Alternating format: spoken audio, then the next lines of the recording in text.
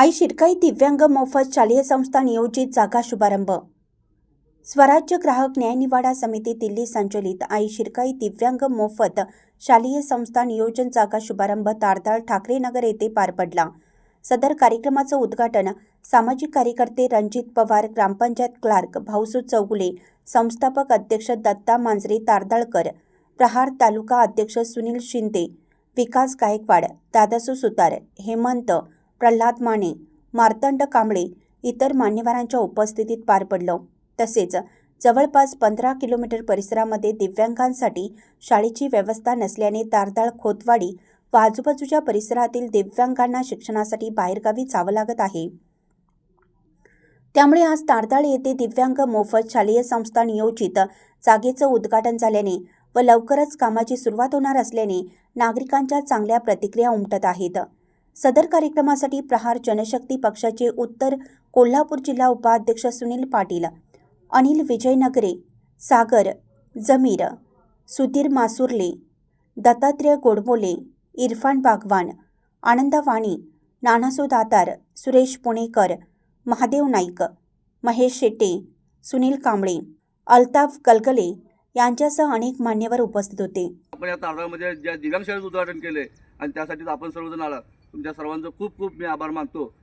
जय हिंद, जय महाराष्ट्र। नमस्कार। मला अतिशय आनंद होत आहे की तारदाळ गावामध्ये आल्यानंतर कोल्हापूर जिल्ह्यातील तारदाळ गाव आहे, तालुका हातकलंगडे। तर मला विकास सरांचा फोन आला, परत दादासाहेब सुतार आणि आपले गोडबोले सर आणि त्यानंतर संस्थापक अध्यक्ष दत्ता मांजरेकर सर यांचा फोन आला की आपल्या इथं दिव्यांग आई शिरकाई दिव्यांग मुलींची शाळाचं ओपनिंग आहे आणि भूमिपूजन आहे बांधकामाचं। तर मला अतिशय आनंद झाल्यानंतर मी बाणामतीमधून लगेच आलो आणि इथं आल्यानंतर मला सरपंच साहेबांची मुलाखत झाली, त्यांनीही भरपूर सहकार्य केलेलं आहे आणि स्वराज्य ग्राहक न्याय निवाडा वेलफेअर समिती दिल्ली कमिटी अध्यक्ष आहे, त्याबद्दल त्यांना शुभेच्छा देतो आणि इथून तुमच्या कार्यास भरभरून यश लाभो हेच धन्यवाद। जय महाराष्ट्र, जय भीम, जय शिवराय, जय भारत।